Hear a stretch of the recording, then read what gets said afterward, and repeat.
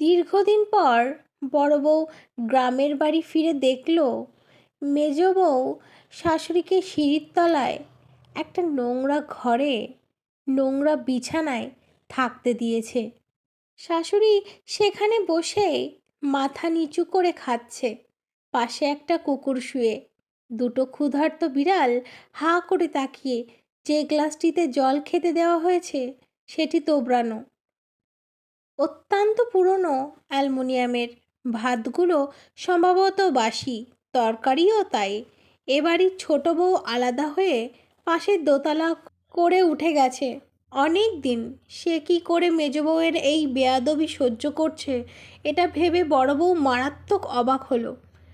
রায়বাড়ির বড় বউ দীপালি অত্যন্ত ঠান্ডা মাথার মানুষ, উচ্চ শিক্ষিত, কোচবিহার থাকে, একটা কলেজে পড়ায়। সে বাড়িতে পা দিতেই এই কাণ্ড দেখে মাথা গরম করে ফেলল। ধমকে মেজ বউকে বলল, কপাল ভালো তোর ভাসুর আসেনি, নইলে হেস্তনেস্ত হয়েই যেত। বলেই সে স্বামীকে ফোন করে। স্বামীকে একদমে সমস্ত জানিয়ে তারপর থামল। এখানেই শেষ নয়, তার একমাত্র পড়ুয়া ডাক্তারি ছেলেকে এসে দেখে যেতে বলল। মেজ বউ মণিদীপা অত্যন্ত হিংসুটে আর মুখোড়া। 7 অঞ্চলের মানুষকে সে চেনে, তাদের ভালো মন্দ খবর রাখে। এক কথায় সে চলমান নিউজ চ্যানেল। তবে সে বড় বউকে প্রথম থেকে কিছু বলে না, সম্মান করে, ভাসুরকেও মানে। তারা গ্রামের বাড়ি এলে ভালো মন্দ রেঁধে বেড়ে খাওয়ায় মণিদীপা। শুধু সহ্য করতে পারে না ছোট বউ বিচিত্রাকে আর তার বাউন্ডুলে বরকে। কিন্তু বিচিত্রার বর ভালো বাঁশি বাজায়।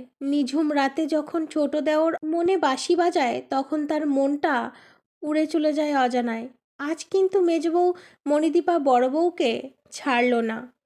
হুংকার দিয়ে বলল, ভাসুর আর আমার ছেলে যতক্ষণ না না এসে পৌঁছাচ্ছে ততক্ষণ ইনি এখানেই থাকবেন। আমার সাফ কথা। মেজ বউয়ের বেয়াদবি দেখে বড় বউ ভয়ঙ্কর অবাক হলো। মেজ বউকে কিছু বলতে না পেরে সে শাশুড়ির কানের কাছে গিয়ে চিৎকার করতে লাগলো।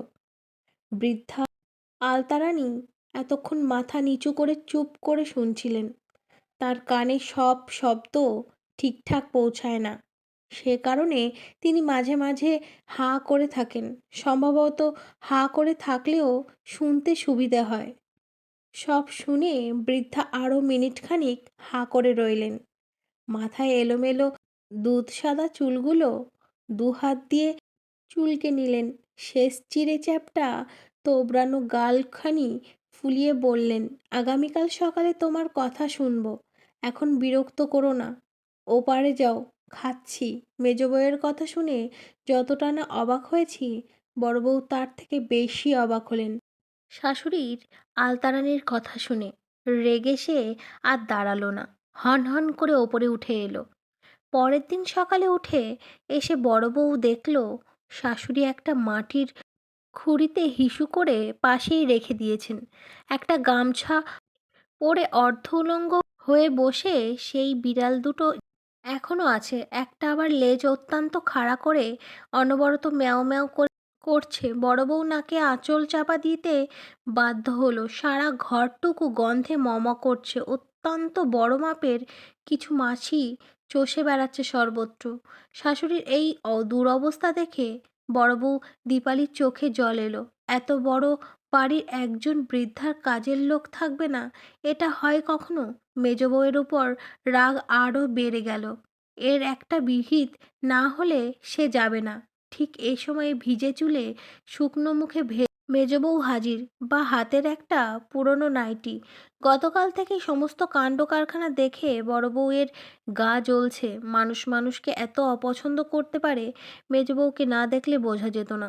সে হিতাহিত জ্ঞানশূন্য হয়ে চিৎকার করে বলল, আজ এক্ষুনি ওনাকে ওনার ঘরে দিয়ে এসো, যদি ঘর না থাকে আমার ঘরে দিয়ে এসো।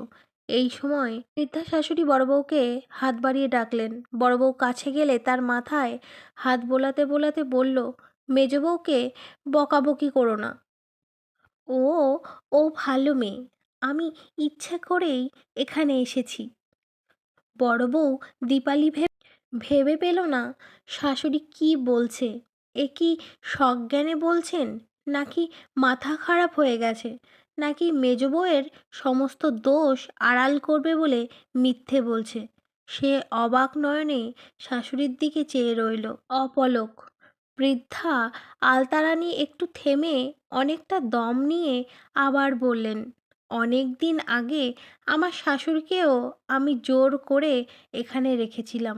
মৃত্যুর আগে তিনি আমায় কাছে ডেকে বলে গেছিলেন, বৌমা, আমার মৃত্যুর পর মাত্র 2 দিন তুমি এখানে থেকো, এই সিঁড়ির তলায়। মাত্র 2টো দিন। তারপর তোমার সেই অনুভূতি তোমার বৌমাদের কাছে বলো।